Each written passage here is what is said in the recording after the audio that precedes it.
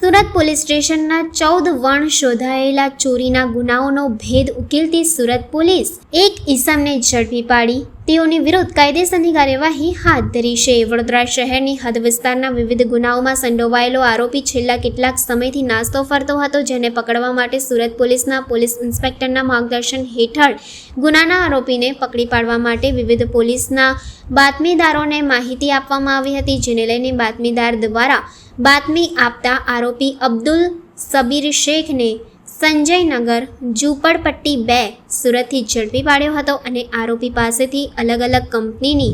14 mobile phone કબજે કર્યા હતા, જેની કુલ કિંમત ₹1,19,000 મળી આવ્યા હતા અને જેની પૂછપરછ કરતા આરોપીએ સુરત પોલીસ સ્ટેશનમાં નોંધાયેલા 14 જેટલા